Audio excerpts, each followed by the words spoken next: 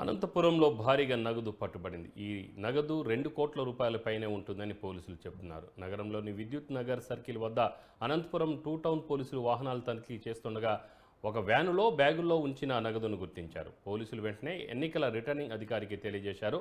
నగదుతో పాటు వాహనం డ్రైవర్ను కూడా అదుపులోకి తీసుకున్న పోలీసులు విచారణ చేపట్టారు. ఇది ఎన్నికల్లో ఉపయోగించేందుకు తీసుకెళ్తున్న నగదుగా పోలీసులు అనుమానిస్తున్నారు.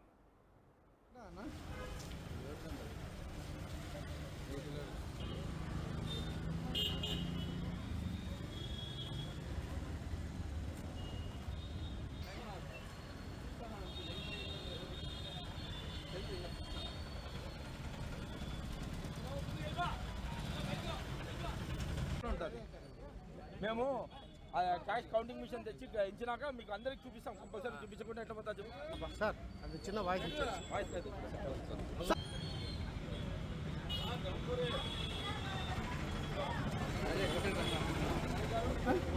చెప్పడం లేదు.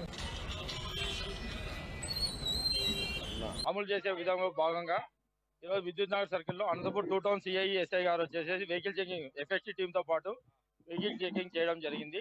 ఆ వెహికల్ చెకింగ్ లో భాగంగా ఏపీ 39 RQ 0999 అనే వెహికల్ ని చెక్ చేయడం జరిగింది. దాంట్లో ఒక 2 బ్యాగుల్లో క్యాష్ ఉన్నట్టు కనబడింది.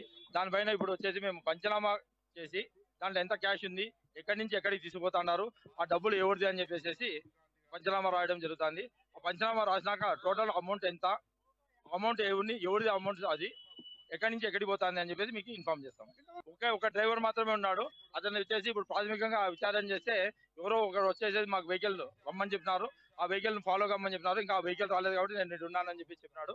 దానిపైన వచ్చేసి మేము అతన్ని విచారణ చేసినాక నిజాలు ఏమైనా తెలిసినాక చెప్తాం. అదే అవన్నీ విచారణ చేస్తాము. విచారణ చేసినాక దాంట్లో ఎంత డబ్బులు ఉండింది, అనంతపురం నుంచే బయటికి పోతుంది అని చెప్పి చెప్పడం జరిగింది. ప్రాథమికంగా అది ఎక్కడి నుంచి పోతుంది, ఎందుకు పోతుంది, ఎవరిది అది బండి అని చెప్పేసి మేము విచారణ చేసినాక మీకు అన్ని విషయాలు చెప్తాం.